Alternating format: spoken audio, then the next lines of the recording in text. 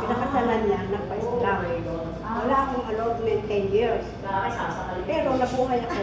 Dahil ang sabi ko kay Lord, bigyan niyo ako ng anak buhay na makakatulong sa akin. May nag-offer sa akin ng DXN. Hindi tinanggap ko. Tapos, sabi ko, Lord, anong gagawin ko naman dito? Di attend ako ng seminar sa head office, sa West Avenue. Dala ko si Apo. Dahil nasa bidehan niya, nilalagay ang RGCN kasi may asthma. Ngayon, nakasira ng 2 nebulizer, dinadala ko sa health center para pagsukan. Sabi ko, hindi po pwede ang ganito, laging nebulizer. Yun, yung tulong ng RGGL sa estirot ng DXN, inilalagay sa bidehan niya. Bahon-bahon namin yan. Pagdating sa bahay, inom ulit. Bago nag 3 years old siya, magaling na. Nawala ang asma. Pati yung napaso niya dito sa dibdib, dahil dalhin ko dyan, dahil nagbabakat na uwi ako kahit alaga ko doon. Nag-basketball, hiningal. Kuha ko ng tubig. Lagay ko ng kaunting asin at saka toothpaste ng DXN. Ay natabig, dito pumangka ngayon. Ay di nag-second degree. Sige, huwag ka mag-alala, sabi niya. At pumapasok doon sa school sa Santa Rita. Dahil inenroll ko muna doon. Dala ko nga nag-aalaga, dyan ako na muna nagkaroon. Umalis ako sa Maynila. Wala naman ako allotment may permit ko doon, hindi na ako dyan. Yun, sa makatuwid, ang toothpaste ng DXN, hindi ko yung pinudoktor. Siyang inilalagay dyan. Pinindahan. Sabi, nanay, kinakamtuan ako sa school, ako daw nakabra. Ako na may lalaki. Huwag mo silang pansinin. Ikaw ang gagaling, hindi sila. Awa ng Diyos yun. Walang isang buwan. Bumaling, walang pekla kahit ano.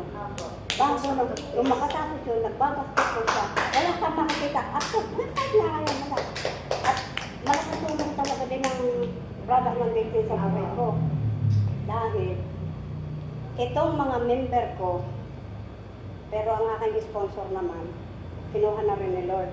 Tapos, bago siya namatay, sabi niya, ituloy mo ang DXN. Oo, alang-alang sa'yo, itutuloy ko. Na-stress din siya.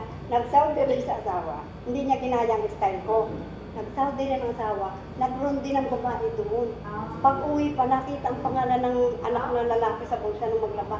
Inisip hanggang sa namangayayat siya, hanggang di makatulog. Nagkaroon ng certificate. Yun, ay kinamatay. Huwag ka mag-alala, tutuloy ko ang DXN. Malaking tulong sa akin, Noel. Ikaw lang hindi gumaya sa akin.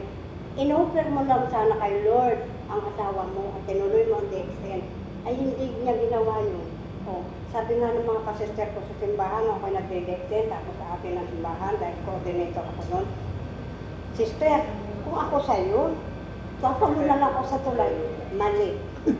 Binigyan ka ni Lord ng hanap buhay. Binigyan ka ng pag-iisip na ayos.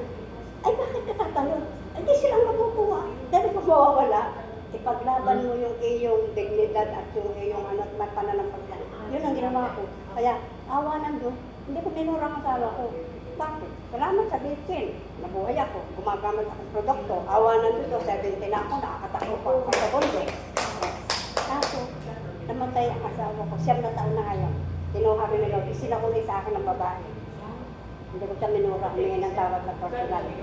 Tapos, sabi ko, sige, pagod ka na sa kalagan yan, ako na may pagod sa kalagan ako. Bahala ka na, mama ka kayo.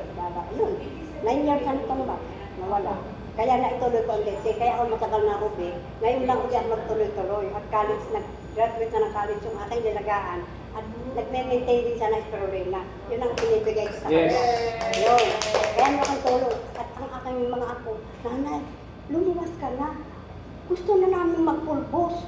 Sabi ng anak ko, binibigay mo kasi yan eh. Siyempre, maganda ang pulbos ni nanay. Ang sarap ng pakiramdam pag matutulog. O, binalagay ko yung likod, yung likod niya sa harap.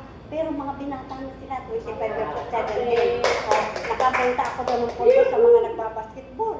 O, yun, product ng DXN. Kaya pag ako nandun ang mga member ko, andun ang mga naghahanap ng product, ay kumikita ako kahit nga ron. Pero dito, wala, kasabi, may pagkain na doon. Kikita pa doon. Kaya, na-comment na lang. Pag mga ano ko lang, hindi naman dito lang yung tao. Marami sila talaga. Ang member ko lang dito na bumibili din, malayo. Nasa Ilihan.